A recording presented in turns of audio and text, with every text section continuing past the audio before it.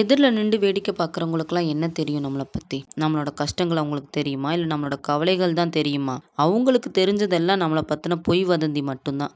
அதை வச்சு நம்மளை குறை சொல்ல மட்டும்தான் தெரியும். அதனால யார் என்ன சொன்னாலும் அதை பெருசுப்படுத்தாம ஒரு காதில் வாங்கி மறு காதில் விட்டுட்டு உங்களோட குறிக்கோள் எதுவோ அதில் மட்டும் கவனத்தை செலுத்துங்க. உங்களை எந்த வாய் இகழ்ந்து பேசுச்சோ அதே வாய் உனக்கு இப்படி ஒரு நல்ல எதிர்காலம் இருக்குன்னு எனக்கு அப்பவே தெரியும் அப்படின்னு புகழ்ந்தும் பேசும்.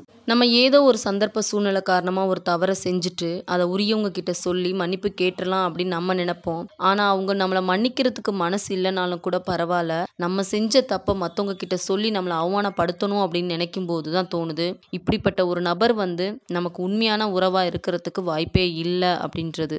இந்த மாதிரி உங்களோட லைஃப்லேயே உங்களுக்கு நடந்திருக்கா? இதை பற்றி உங்களோட ஒப்பீனியன் என்ன அப்படின்றத எனக்கு கமெண்ட்டில் சொல்லிடுங்க. ஒரு நபருக்கு ஆளுக்கு ஏற்ற மாதிரி வேஷம் போட்டு நடிக்கக்கூடிய புதுசான உறவுகள் கிடைச்சோன்னே உண்மையாக பழகின நம்மளை விட்டுட்டு அவங்க தான் முக்கியம் அப்படின்னு போயிடுறாங்க.